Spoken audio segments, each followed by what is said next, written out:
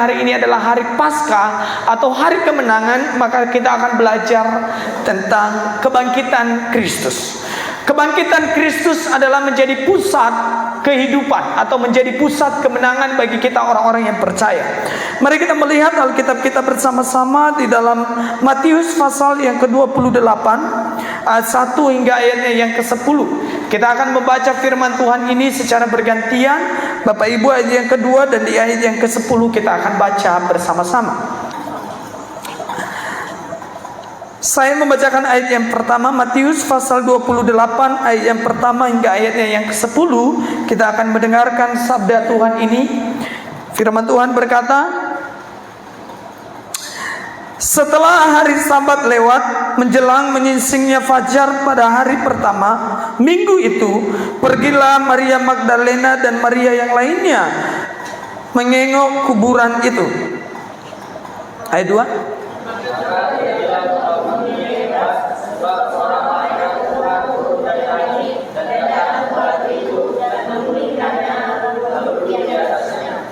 Wajahnya bagaikan kilat dan pakaiannya putih bagaikan salju.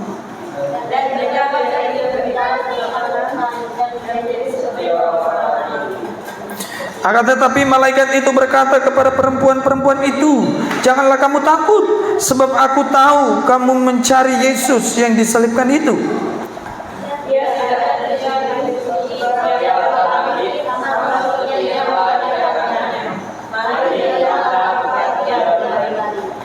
Dan segeralah pergi dan katakanlah kepada murid-muridnya bahwa ia telah bangkit dari antara orang mati.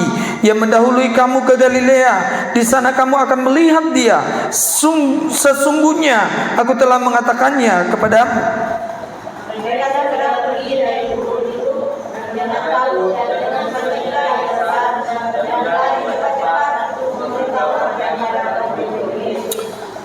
Tiba-tiba Yesus berjumpa dengan mereka dan berkata, salam bagimu. Mereka mendekatinya dan memaklukkan kakinya serta menyembahnya. Maka kata Yesus kepada mereka, janganlah takut, pergilah dan katakanlah kepada saudara-saudaraku supaya mereka pergi ke Galilea, dan di sanalah mereka akan melihat aku. Nah, Bapak Ibu yang dikasihi Tuhan, kalau kita Jumat Agung kemarin kita merayakan kematiannya.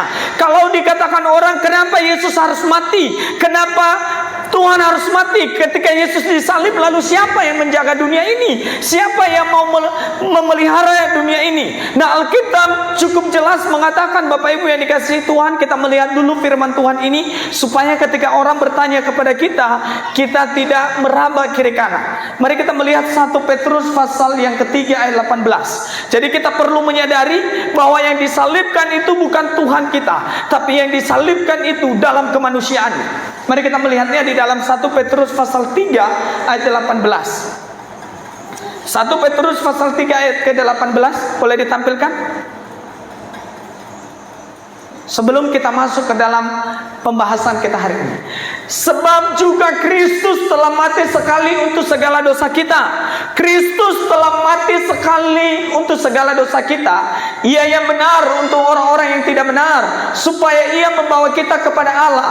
Ia yang telah dibunuh dalam keadaannya sebagai manusia, yang telah dibangkitkan menurut roh. Jadi Bapak Ibu yang dikasihi oleh Tuhan, jangan pernah meragukan kekristenan kita, karena yang meninggal itu bukanlah keilahiannya, tapi yang dibunuh itu adalah kemanusiaannya. Jadi kita perlu menyadari hal itu, sebab Alkitab berkata, yang telah dibunuh dalam keadaannya sebagai manusia, tetapi yang telah dibangkitkan menurut roh. Jadi Bapak Ibu yang dikasihi Tuhan, kita selalu berkata, benar enggak ya Tuhanku itu mati? Kalau Tuhanku mati, gimana ya menjaga aku? Gimana ya saya gitu? Gimana dunia? Kan itu analogi-analogikan orang yang memandang Alkitab kita itu dengan pandangannya sendiri. Kalau kita melihat Alkitab itu, kita melihat keseluruhannya. Lalu bagaimana ketika dia mati? Siapa yang menjaga sorga? Siapa yang menjaga ini? Tapi Alkitab memberikan kita gambaran bahwa dia dibunuh dalam keadaan manusia. Nah, itulah sebabnya kita juga belajar hari ini bahwa Yesus telah bangkit. Kalau Yesus bangkit, maka Dia akan memberikan kebangkitan kepada orang mati. Kepada saudara dan saya, Tuhan memberikan kebangkitan itu.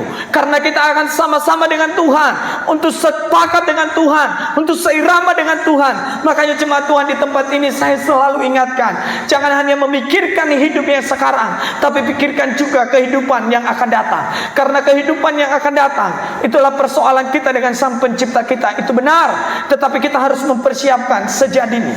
Kalau kita naik pesawat, kalau tidak ada tiket, kira-kira kita bisa lolos nggak? Bisa lolos nggak? Nggak bisa.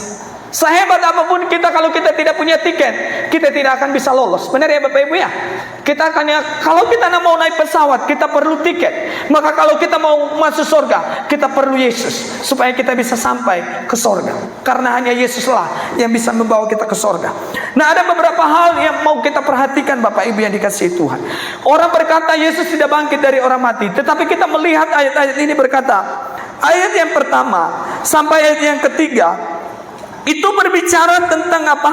Kebangkitan. Siapa yang membangkitkannya? Malaikat kan? Bapak Ibu yang dikasihi Tuhan. Ada penjaganya lagi, dijaga lagi, supaya Yesus ini jangan sampai dicuri oleh murid-muridnya. Ahli-ahli Taurat atau imam-imam pada saat itu, mereka meyakini bahwa Yesus itu pasti akan bangkit, tapi harus dijaga. Takutnya ada pencuri-pencuri murid-muridnya. Nah, Bapak Ibu yang dikasihi oleh Tuhan, mari saya membaca ayat yang pertama sampai ayatnya yang ketiga.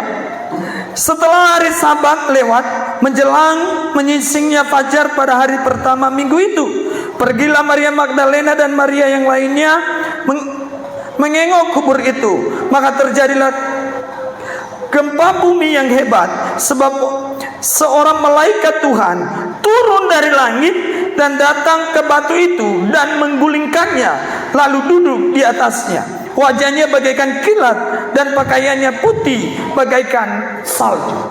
Nah, Bapak Ibu yang dikasihi Tuhan, Yesus dibangkitkan oleh kuasanya sendiri. Sebab ketika Dia mati, Dia berkata apa?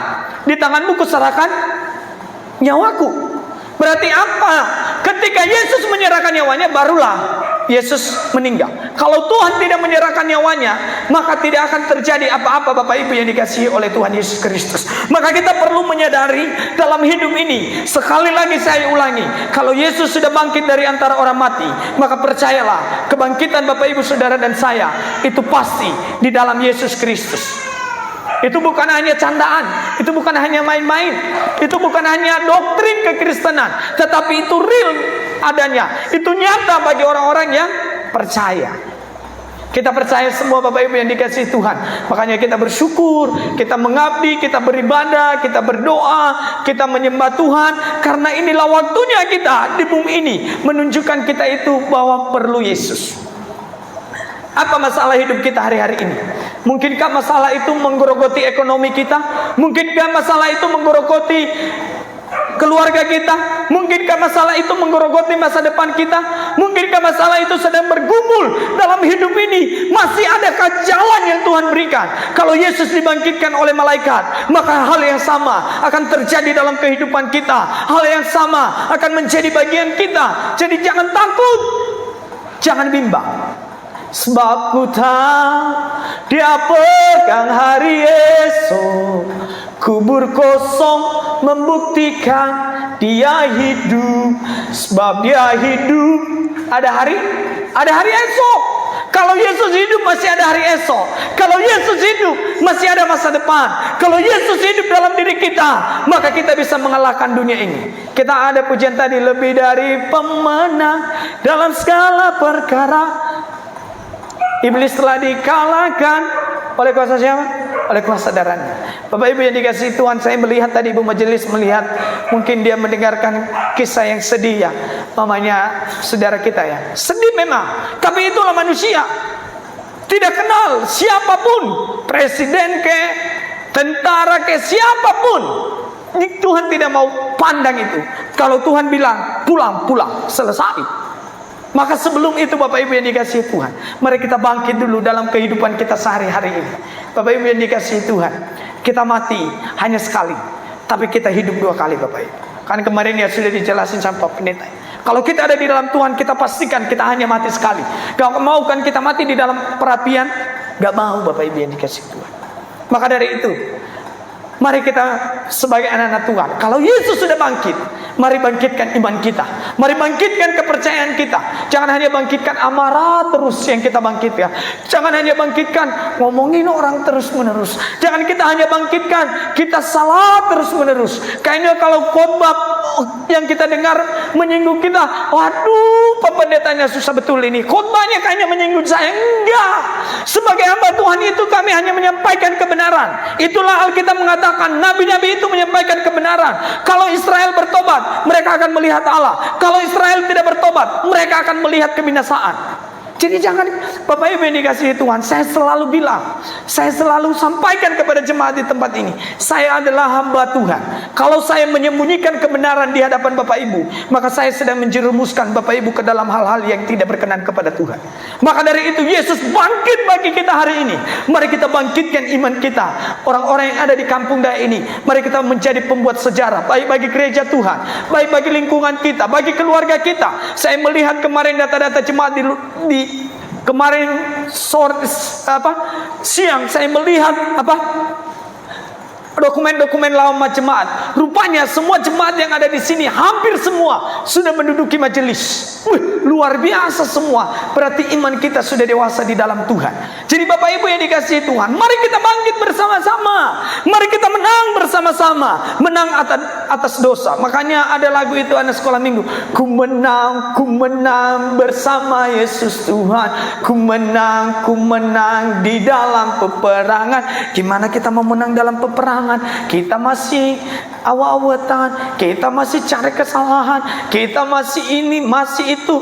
Bapak Ibu yang dikasihi Tuhan, kemarin katanya enggak ada, dibilang dari kemarin Ibu Gembala, udah nanti kita enggak usah ibadah aja, kita ibadah di Simpang Pasir. Saya bilang, gereja kita itu ada di Kampung Daya. Apa kata orang? Kalau Paskah saja kita tidak beribadah kepada Tuhan, itu karena hari kemenangan. Makanya saya bilang, kita harus beribadah, karena hanya itulah jaminan kehidupan kita. Bapak Ibu yang dikasihi Tuhan, Bapak Ibu yang dikasihi Tuhan, teman-teman, saudara-saudara, orang-orang tua saya yang ada di tempat ini, kita sudah menang bersama dengan Yesus. Jangan takut menghadapi kehidupan ini. Para murid mengalami ketakutan. Kenapa mereka mengalami ketakutan? Karena Yesusnya sudah disalib. Petrus bilang apa kepada Yesus? Tuhan, sampai Tuhan mati, saya mau ikut. Kemanapun Tuhan pergi, saya mau ikut. Saya mau benar-benar Tuhan. Saya benar Tuhan, benar ini Tuhan, jelas ini Tuhan. Kalau Tuhan mau disalib, saya ikut disalib. Apa kata Yesus kepadanya? Petrus, belum loh ayam berkokok 3 kali. Petrus, kamu sudah sangkal aku. Benar nggak? Benar.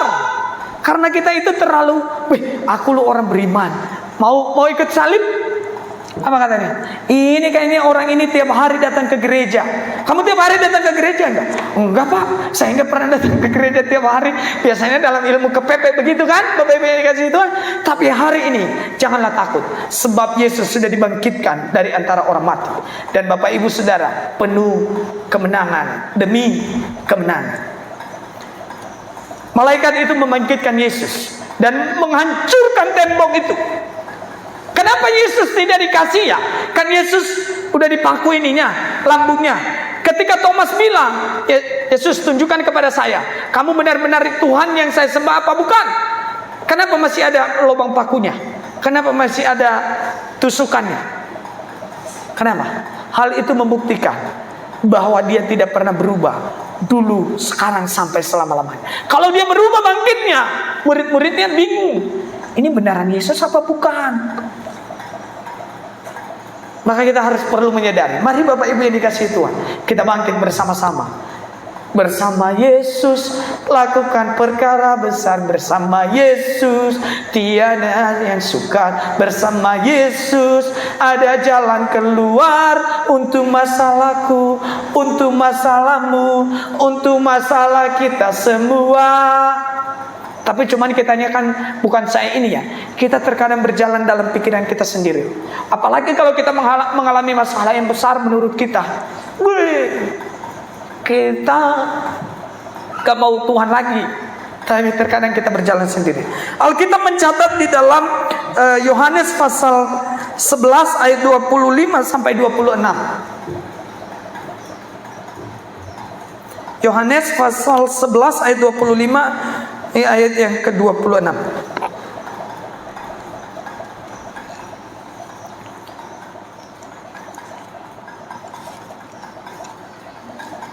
Yohanes pasal 11 ayat yang ke-25 dan 26.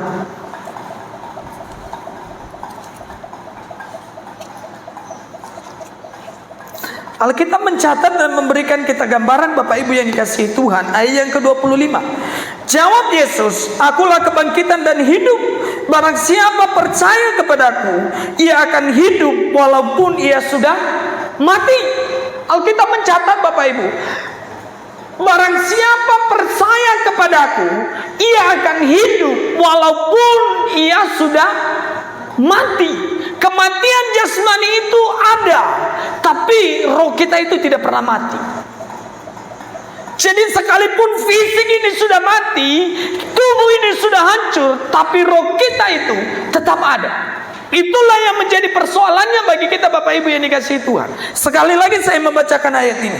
Jawab Yesus, akulah kebangkitan dan hidup. Barang siapa percaya kepadaku, ia akan hidup walaupun ia sudah mati. Dan setiap ayat 26 ya. Dan setiap orang yang hidup, yang percaya kepadaku, tidak akan mati selama-lamanya. Percayakah engkau hal ini? Pertanyaannya, percayakah Bapak Ibu? Mau dibangkitkan? Tidak akan mati selama-lamanya. Percayakah hal ini? Mungkin Bapak Ibu berkata, Pak, saya masih belum percaya sekarang.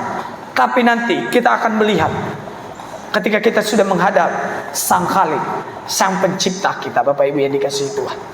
Itu yang meninggal duluan itu hanya mendahului kita. Saya selalu bilang sama mahasiswa saya dulu waktu di Jakarta, mereka ada orang tuanya meninggal dalam kuliah, dia kuliah, orang tuanya meninggal.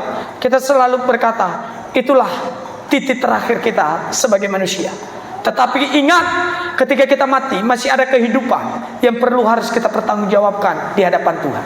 Malaikat itu membangkitkan Yesus karena dialah kebangkitan dan hidup. Kalau mau bangkit, tetaplah bersama Yesus supaya kita bangkit bersama-sama.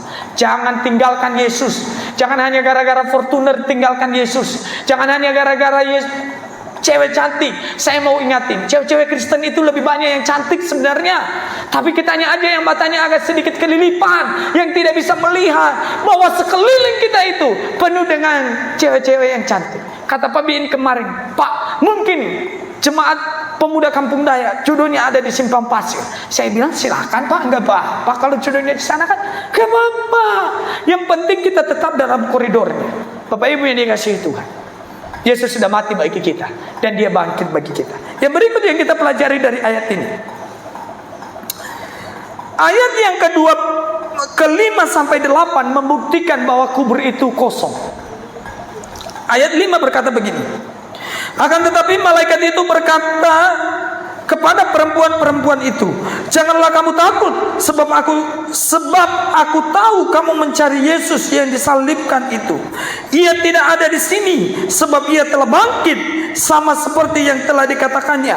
Marilah, lihatlah tempat ia berbaring, dan segeralah pergi, katakanlah kepada murid-muridnya bahwa ia telah bangkit dari antara orang mati. Ia mendahului kamu ke Galilea, di sana kamu akan melihat dia. Sesungguhnya aku telah mengatakan kepadamu. Kubur kosong Bapak Ibu yang dikasihi Tuhan. Bapak Ibu yang dikasihi Tuhan, mari kita perlu menyadari bahwa buktinya siapa Pak? Ada saksi loh kebangkitan Yesus. Siapa saksinya? Ada penjaga-penjaga itu kan? Penjaga-penjaga itu saksinya. Kalau kita melihat nanti di kitab-kitab lain, penjaga itu disogok lagi oleh mahkamah agama. Jangan sampaikan ya kepada orang-orang Yahudi. Kalau tersampaikan kepada mereka, maka kami akan dirajam batu. Kami akan difitnah bahwa Yesus sudah bangkit. Berarti benar yang dia sampaikan. Orang itu biasanya kalau lihat duit, kira-kira kebenaran bisa diputarbalikkan nggak? Kalau orang lihat duit, bisa kan? Putar balikan. Tapi Bapak Ibu yang dikasihi Tuhan, kalau kubur kosong itu menandakan bahwa firman itu tidak pernah bisa dikubur oleh manusia. Dia tetap hidup untuk selama-lamanya. Makanya Kisah Para Rasul pasal 2 ayat 36 berkata demikian. Kisah Para Rasul pasal 2 ayat 6. Ayat 36. Ayat 36 ya. Kisah Para Rasul pasal 2 ayat yang ke-36. Nah, Bapak Ibu yang dikasihi Tuhan, kita akan membacakannya sebagai dasar iman kita kepada Tuhan. Jadi seluruh kaum Israel harus tahu dengan pasti bahwa Allah telah membuat Yesus yang kamu salibkan itu menjadi Tuhan dan Kristus. Gak usah ragukan Bapak Ibu keimanan kita kepada Tuhan. Saya berdoa supaya kita tetap setia sampai mati. Saya berdoa supaya kita tetap nanti kelak berjumpa di sana dan berkata, "Wih, itu Pak Efri dulu yang melayani kita ya." Gitu ya. Itu dulu pemain musik kita di gereja, kita bersukaria bersama-sama di sorga. Kita bersuka cita bersama-sama di sorga nanti kan begitu. Karena dia adalah Tuhan dan Juru Selamat kita. Kisah Para Rasul 4 ayat 12.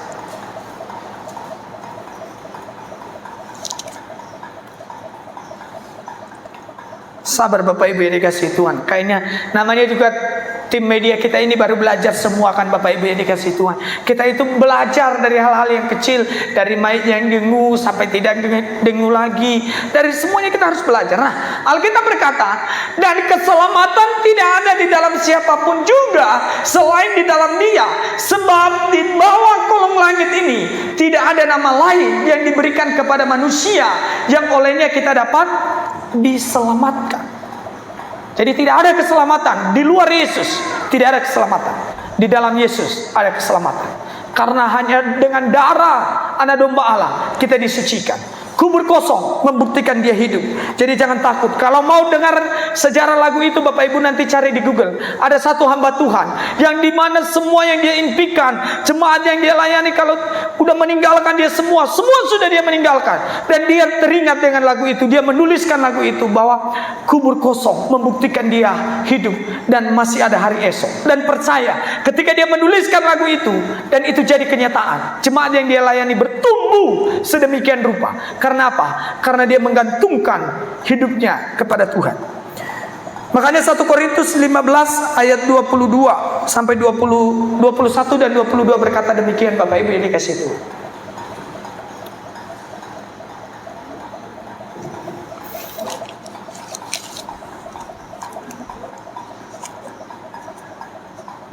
Satu Korintus 15 ayat 21 dan 22.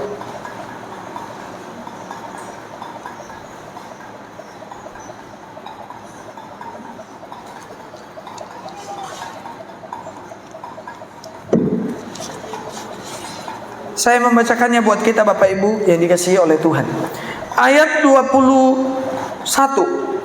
Sebab sama seperti manusia, sama seperti maut datang karena satu orang manusia, demikian juga kebangkitan orang mati datang karena satu orang manusia.